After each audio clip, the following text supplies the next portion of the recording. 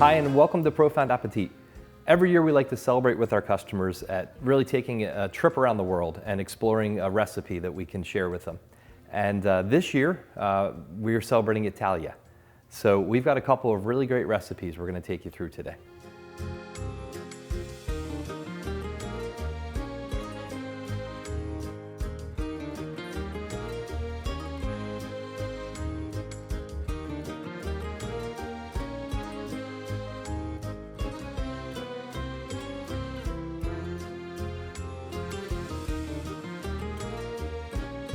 The recipe we're going to start with today is actually a risotto, but not just a standard risotto. We're going to do a very unique risotto, something you probably haven't seen before. This is something that would actually work really well as a starter. It's a risotto with poached pears, gorgonzola cheese, and a little bit of walnuts on top. A really beautiful dish that celebrates northern Italy. So the first ingredient that's necessary for this dish is going to be a rice. And it's not just a standard rice, so it's really important that you get the right rice. There's a handful of rices that are supported. They're typically a long grain rice, and obviously we want to get a very creamy texture out of it. So we're looking for something that's got a lot of starch. And unlike in some of the dishes that you might see, for example, in Asian cooking, oftentimes you rinse the rice. You absolutely do not want to rinse this rice. So cannaroli rice or arborio rice are two of the primary ones that you want to think about using. Now, the second item that we need is going to be our broth. I like to use a simple vegetable stock to keep it really neutral. And now a vegetable stock can be something that you get at the store in a box, totally fine. Or if you'd really like to stretch your limits and say, hey, I'm going to actually create this whole thing from scratch, we can make that. And so I'll kind of take you through that. So to make a good vegetable broth, it starts, of course, with vegetables. So you're going to take your ingredients of celery, carrots, onions as your primary pieces. And then in addition, you're going to have peppercorns and any additional items you may want to add to that that are going to enhance the flavor. Some tomatoes are usually a great addition, maybe some tomato paste. Now remember, when you're chopping this up, you're not going to be eating these vegetables, so don't worry about peeling them. In fact, to be honest with you, having the skin on the onions just adds a nice dark hue to the actual broth and makes it really nice. So the next step in developing flavors is making sure that you've roasted your vegetables. And now you can do this in the oven, you can do this on the cooktop. But you want to get some color to these vegetables. And don't forget to salt your vegetables in the process. It's really important that you season things throughout your entire cooking. Now, once you've got some good color on your vegetables, whether it's roasting in the oven or cooking on the cooktop, you're going to want to add 8 cups of cold water to this. Now, it's important that it's cold water because it brings everything up to temperature and allows those vegetables to break down a little bit faster. So once your stock is created, whether or not you're making it from scratch or using the box, you want to have that cooking on the cooktop to be kept warm. It's really important in this dish that you have the stock be brought up to temperature before you start. So in preparation of making this dish, I've actually prepped a lot of our ingredients in advance to make sure that we're ready to go.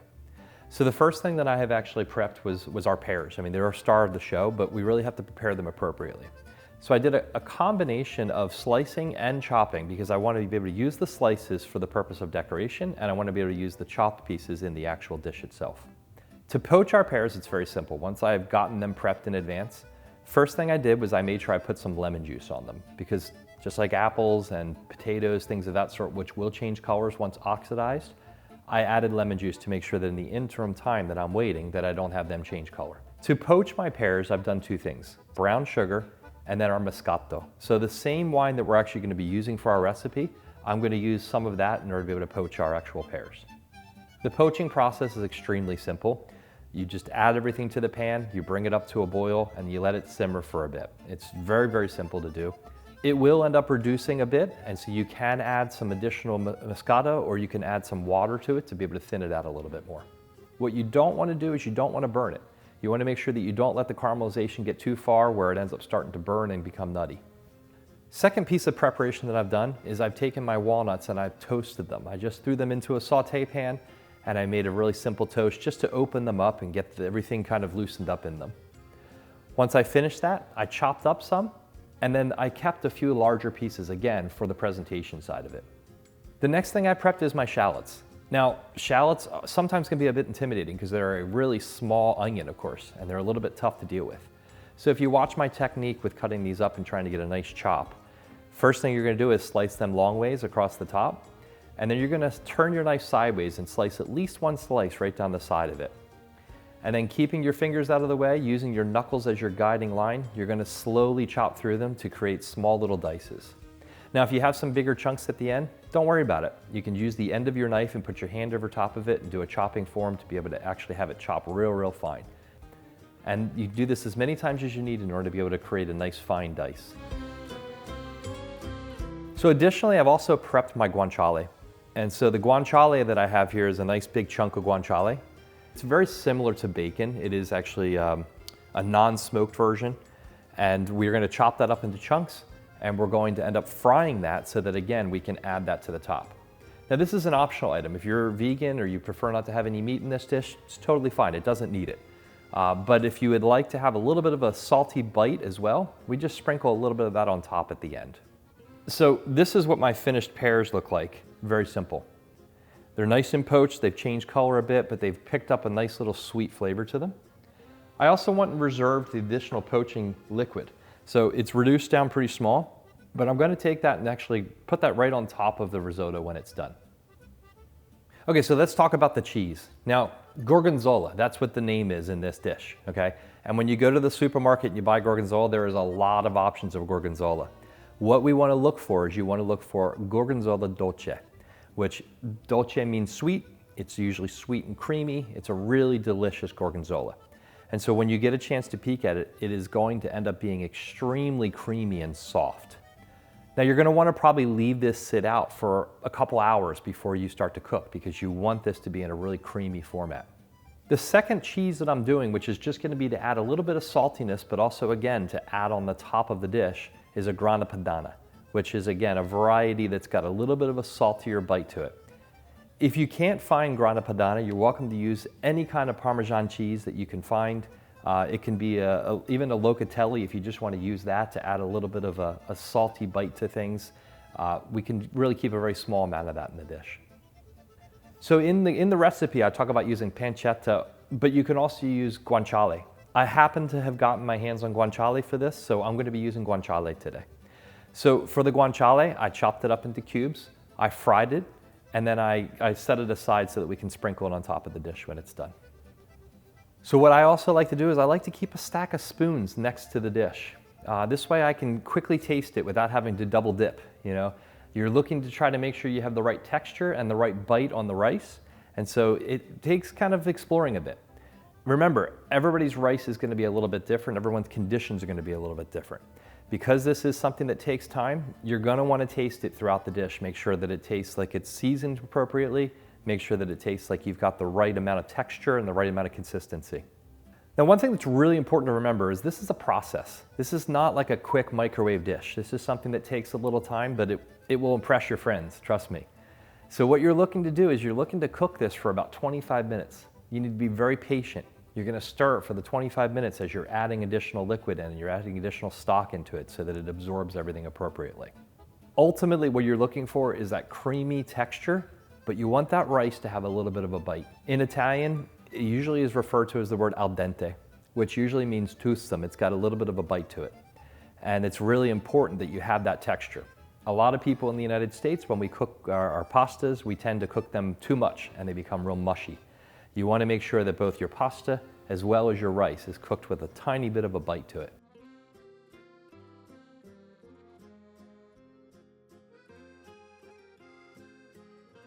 All right, so let's get started on the cooktop front. So for starters, just as a reminder, I've got my stock here. It's ready to go. It's boiling, okay? It's simmering, I should say. I've got my pan ready to go. I've got all of my ingredients ready to go on the side. So I'm just prepped and fully ready. So first thing I'm going to do is add a little bit of butter to the pan with the pan on medium-high heat. Adding just a couple of pieces of butter. And just as a reminder, I've got my butter over here actually frozen because I'm going to be using it later. In addition, I've got some olive oil. So I'm doing about 4 tablespoons of olive oil at this point. And I just want to heat this up and get this to a place where I'm ready to add my rice. The first and really important selection is which spoon to pick. So I'm going to go with this one. Next thing I'm going to put in is I'm going to put in my shallots. My shallots have a nice dice to them. I add that in. I also like to make sure that we consider seasoning every single level. So the first thing I'm going to actually grab is my salt. Good old Costco. If you have a nice sea salt, you can use that. But I just want to add a little bit of salt to this. This will help these to sweat down a bit. I want to keep my temperature right around medium to medium high. And these are going to go real fast. We just want these to soften up a bit.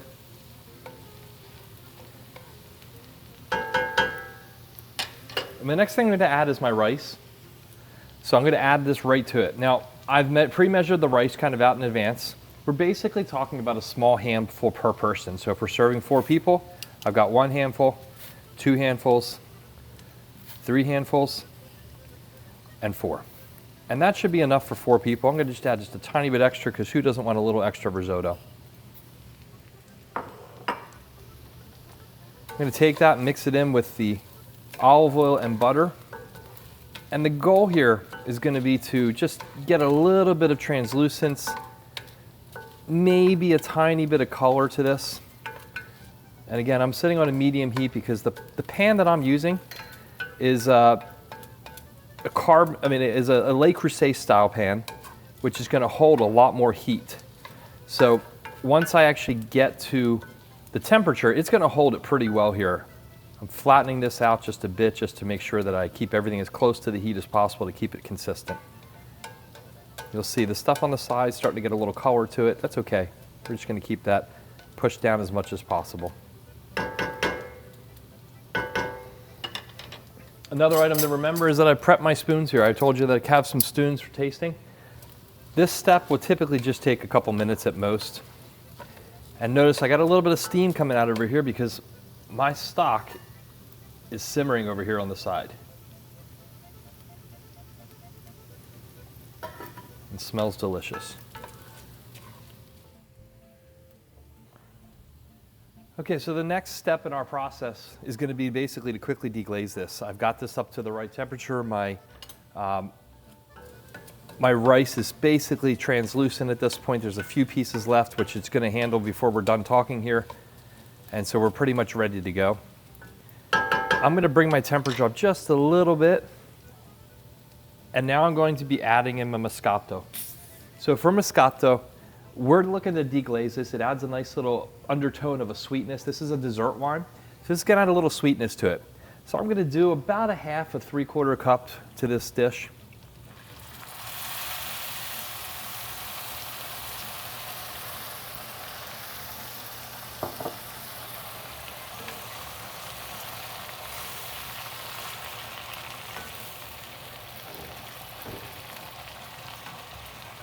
And we're just going to let that cook down just slightly. It's going to cook out any of the alcohol. This is going to be our first step in trying to build the flavors. We got a little bit of a sweet base to this, starting with the Moscato. You can actually see already it's starting to get a nice creamy texture already.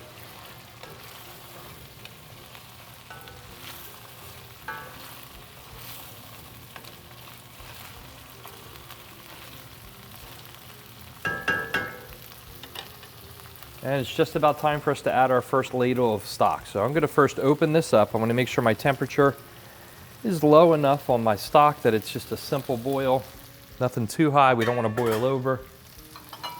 And I'm going to go and scoop in 1 ladleful.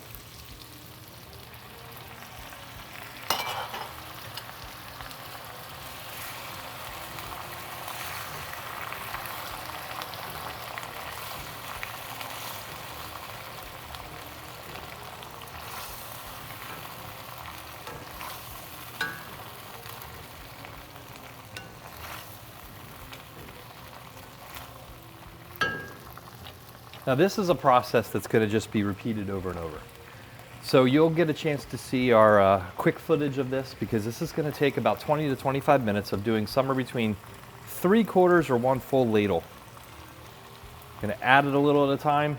I'm going to stir it in there and mix it up nice. And we're just going to keep this process going.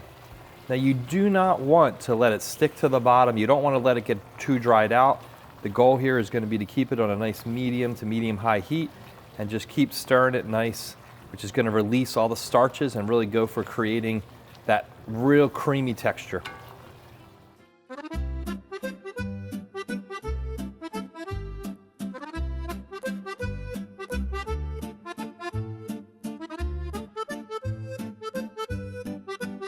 One other thing I'll say is that you kind of want to be a little rough with it, to be honest. You want to really mix it aggressively at times because you want to release that starch. Now, if you're typically doing a typical Milanese version of this, you would add saffron to this. And that adds a nice, beautiful pink hue to it. If you want to try to do something that's a little bit more savory, I would highly recommend that you can add some really beautiful mushrooms to this, and it would add a really great mushroom flavor. If you're going to do that, you can throw some mushrooms in your stock in advance. One thing you'll notice is that I regularly am adjusting the temperature because this pan holds so much heat that I want to make sure that when you do get to the point of being close to being done, that I don't have too much heat left in this pan that's going to keep it cooking. So one of the things that's really nice about doing this kind of a recipe is that this doesn't have to be your primary meal. Now, one thing about Italian cooking is risotto would typically be served as a second. There's usually multiple pieces of a meal, and so your second would end up being something like a risotto before you actually have your protein. I like this dish because it's not two savory seconds. This is a sweeter second, and so this really works well as sort of a pre-meal accompaniment. And you'll be surprised at how much that Moscato adds to a little bit of sweet undertone to this whole thing, and then of course the bites of pear when you're done. And that balance of salt gives you that yin-yang, salty and sweet flavor. And the creaminess from the gorgonzola and that little bit of funkiness that comes along with it is really delicious.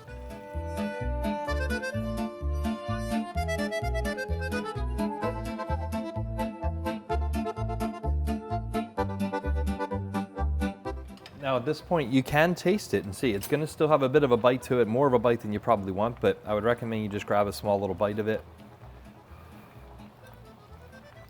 And I definitely have a little ways to go. Now you don't want to worry about whether or not it's got enough salt at this point because you're going to be adding in some cheese at the end that's going to make it salty, and that's how we're going to salt this. We're going to salt this by adding some of that either Pecorino Romano or Parmesan or Gran Padano. We're going to add one of them, which is going to add a nice saltiness to this towards the end. And that gorgonzola holds a bit of a salt as well.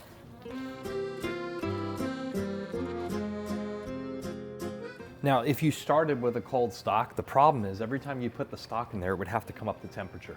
And so the reason we're starting with a hot stock is to make sure that whenever we put a ladleful in there, it's already at temperature and it's going to continue its cooking process.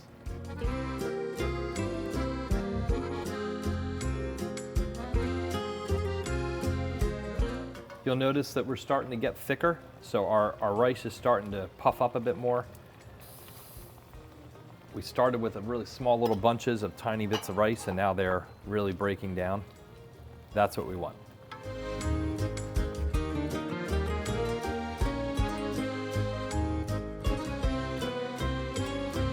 At this point, I want to make sure that I'm being very vigorous with it to release some of that starch.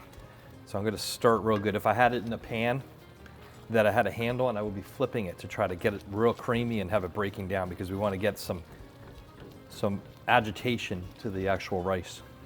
I'm also going to do smaller scoops of ladles at this point going forward, just so I have a little bit more control over about how much liquid I have in there. And as it does get thicker, I want to be really careful to not let it stick to the bottom. Keep it stirring. Okay, I think we're down to probably one more ladle, and then we'll be ready to move to the next step. One more ladle of cooking down.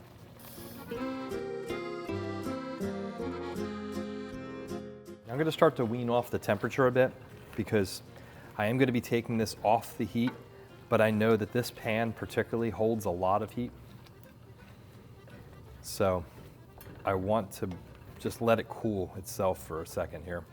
You'll notice the texture of it. We have a nice creamy texture. Now the texture in risotto is a combination of the starches being released as well as the cheese that we're going to be adding. And the butter, for that matter. Butter, believe it or not, will actually thicken up a bit as we emulsify it into here. So I'm gonna do, just to control the actual moisture, I'm going to add just another probably half of a ladle before we're kind of finished, and it's just gonna keep that moisture in there as we add the cheese. So I've got a half a ladle. We want this texture to kind of stay a little bit moist so that when we add the cheese, it doesn't get too thick. You don't want a piece of concrete that you're eating. You want to have a nice creamy texture. So the next step here is going to be somewhat important. We're going to throw in a little bit of butter. So I've got a couple of frozen pieces. I'm just dropping a couple nubs in that I've pre-cut in advance. I'm going to do maybe 4 of them. I'm going to mix them in and just whisk them in nice. I'm also going to drop the temperature down just a little bit so that we keep it controlled. And again, I think we're probably done with adding any liquid at this point. I think we're probably the right consistency once we add our cheese. Now what you don't want to do is you don't want to just leave your butter sit on the top, because it will just simply pull up and become a fat that's sitting on the top. You want to emulsify this in, so that's why I'm whisking it nice, and I'm letting it melt slowly and whisking it in. And already just that butter alone has added just a great creamy texture to this. Okay, so for the next step, we're going to add in all the other things. We're going to add in our pear, we're going to add in our gorgonzola, and we're going to add in our walnuts. This step is important that it's off the heat. So heat's off. I'm going to whisk it a little bit just to, again, dissipate some of the heat from this pan, because we don't want it. We want residual heat, but we don't want direct heat.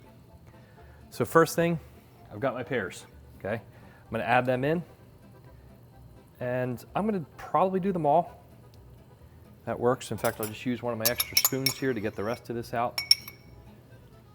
I've got some walnuts, which I'm going to add. I've also reserved some walnuts for the end, so I don't want too many walnuts. Walnuts will also release a little bit of oil if you're not careful and you have too many of them. So, and the last thing I'm adding is my gorgonzola. Now I'm just going to break pieces. Look how creamy this is. This is delicious gorgonzola. So I'm just going to add some pieces, and we're going to whisk this in a minute. Now for the amount that we have, we probably need about 3/4 of what I have here. So I'm going to avoid the rind side of it because I can. It won't kill you to put the rind in there, but I'm just going to go ahead and put the other parts of it. I'm breaking it into chunks just to make it easier so I don't have any big pieces in there. And that's probably good. Let's get that nice blue pieces. Okay, now I'm going to mix everything in. I'm going to aggressively mix it again just to get that cheese mixed in. Now notice I did not put any of the grana padano or any of the Parmesan that we might use. I didn't put any of that in here yet because I want to add that in to taste because it's salty. I don't want to have too much of it. So I'm going to wait until this is incorporated and ready to go. Look how beautiful that looks already. It's one of the best dishes. Again, I'm mixing it aggressively because I don't want chunks of blue cheese, chunks of the gorgonzola. I want it to be creamy and mixed throughout it. So we are pretty much done. That's the right texture. I have a little bit more chunks in here that I just want to mix in. And again, notice I'm off the heat. I'm just letting the residual heat heat it up. Now, I'm going to taste this quickly.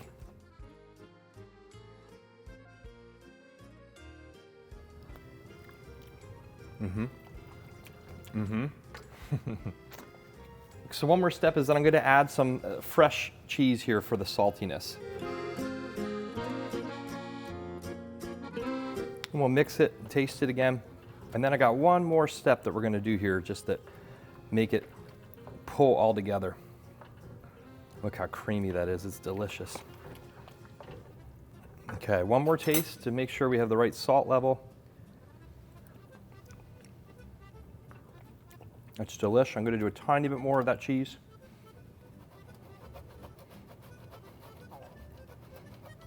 And I'm going to assume that we are good. So I'm going to actually get the lid, put the lid on this for the next couple minutes while we're getting everything else prepped. Putting the lid on this and leaving it sit is just going to add to the creaminess and really firm it up.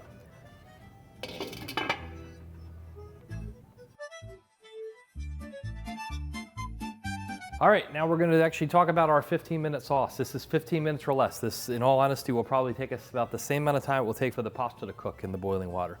So I'll start with that just to show how simple this is. The pasta water is boiling. This is salted pasta water. One of the things that people make a mistake on is they never salt their water enough. You want to salt it, maybe not quite as much as the sea. I've heard it said before, salt it like the sea. The truth is that tends to be a little bit too salty, but you do want to salt it and salt it nice so you can taste it in the water. I've got my pasta. I'm going to go in here with this. Actually, I might have done a little bit much, but it's okay. Let's just stir that really quickly so we don't have anything sticking. So we're good there. And let's go ahead and actually, you know what? I'm going to do a little bit more pasta. There we go. Let's do that. Okay, now we wouldn't want to do that later, but we can do that right now when the pasta was just put in. So next thing, I'm going to kind of turn my attention to this pan. The pan is already on. I've got my olive oil ready to go. I'm going to just put that in the pan to get this thing started. And I, for the most part, can't use too much olive oil. It's going to go great with the sauce, so you're completely fine. And the first thing I'm putting in is my onions. So I'm gonna drop my onions in and get them sauteing. Always want to season. So the first step is some salt. Now I've got a simple salt grinder here from Costco. Just going to grind a bit of salt in there. You can put some pepper in here if you'd like to as well. I'll mix that. Now here's another really important factor that people don't consider. I did not put my garlic in advance. Now why didn't I do that? Because garlic will cook at a different rate than this onion and it'll actually burn. So we just want to wake up our garlic a little bit. So we want to wait until this is actually somewhat softened. I'm actually noticing that I would actually be happier with a little bit more olive oil, so I'm going to squeeze a little bit more in here.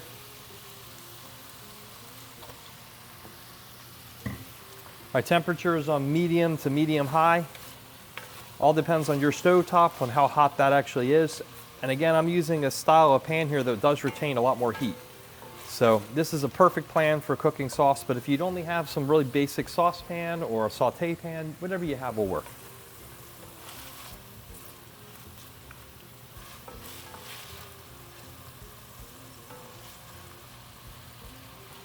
Now the onion, in my opinion, is one of those items that really bring a lot of freshness to this.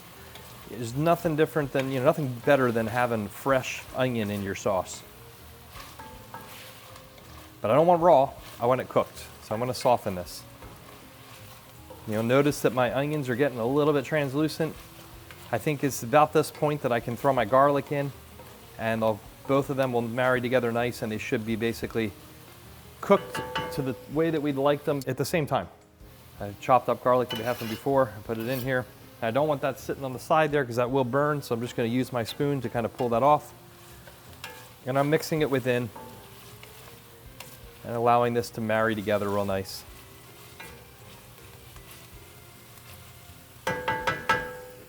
And we just need to do that for about another minute or so. All right, my pasta is starting to go. Okay, I'm going to take that lid off now that we're up to temperature. Let that boil. I'm going to stir this to make sure it's not sticking together. Never hurt anybody to use the same spoon. This pasta is a little thicker, takes a little longer to cook, so it'll probably give us about 7 or 8 minutes on this cook. And in the meantime, our onions are looking nice.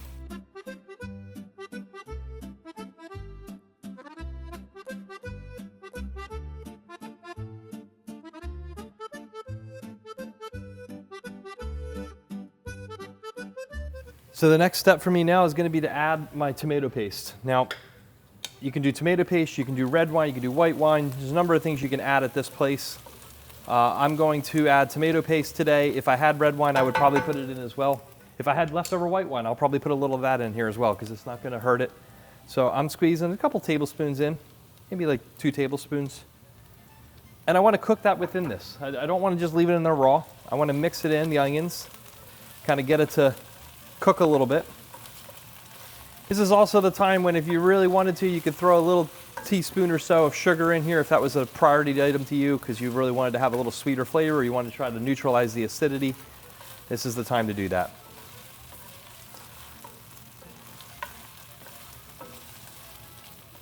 Now I'm going to go, since we happen to have had a recipe prior to this that used some moscata, I'm going to throw a little extra moscata in here and deglaze this pan with moscata. Just a tiny little bit.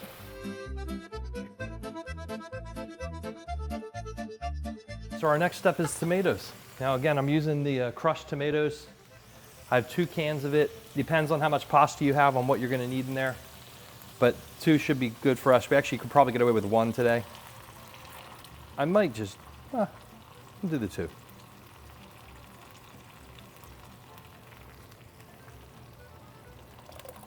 Just do actually part of this because I think I have plenty. Now, if you wanted a little bit more spicier, you like a spicier sauce, now is the time for you to add a little bit of red pepper flake to this. I also noticed that the Moscato is a little sweeter, so it's gonna add a little sweetness, so there's absolutely no reason that I would need to add any kind of sugar to this as far as I'm concerned. And we just completed 90% of this at this point. The rest of this is going to be seasonings. So now you are pretty much ready to go on your dish. I'm gonna let this cook down. In the amount of time, again, that it takes for this pasta to cook, we'll be ready to go. I'm gonna make sure I'm on high a bit here. Do a tiny bit more sauce because I've got a little bit more in there and I've got plenty here. I brought this back from one of my trips to Italy. This is a simple oregano, comes on the stalk. It's beautiful and it's so simple. Instead of needing to shake it out of a container, it's as fresh as it gets. You just squeeze this a little bit right above and we're going to get all the oregano we need right off the stalk.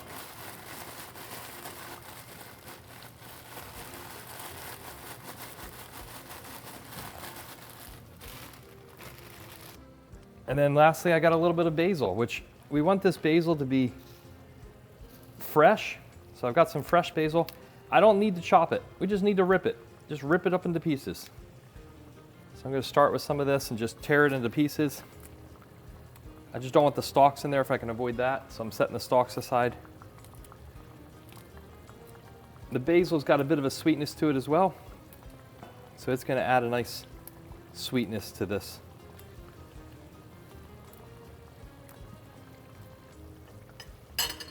And we stir.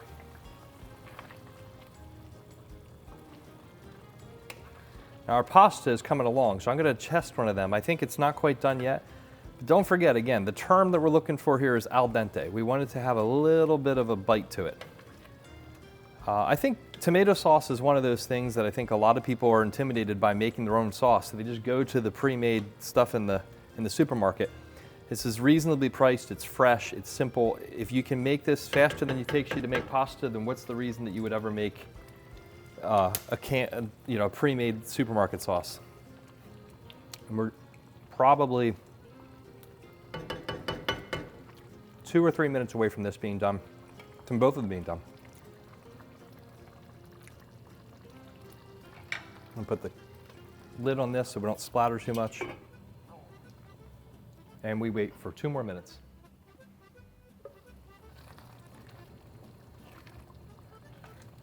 And the sauce is pretty much done. That's all it takes. I'm gonna probably add my pasta right to the sauce because I can.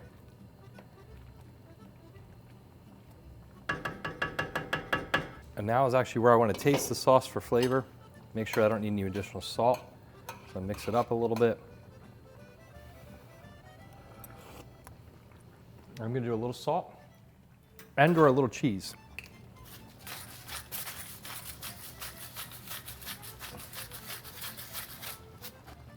Let's add some cheese right to the sauce itself. Let this melt in there.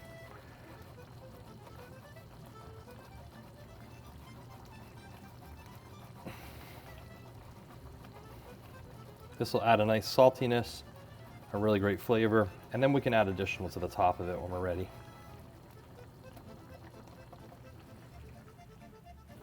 You've probably seen something like this before. This is a large one that's typically used for something like Chinese cooking. I'm going to take my pasta and just pour it right in.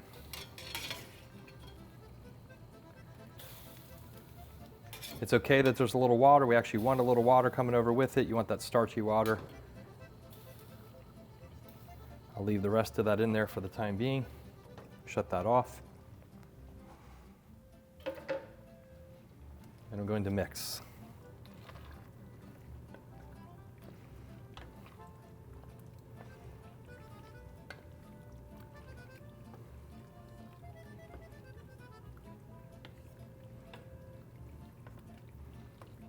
And in 15 minutes or less, we just made ourselves a beautiful fresh tomato sauce with pasta. And we want all those little cavities to get filled with sauce, that's why I'm mixing. And if it's, for some reason, needs additional water, just use some of that starch water and put it in here.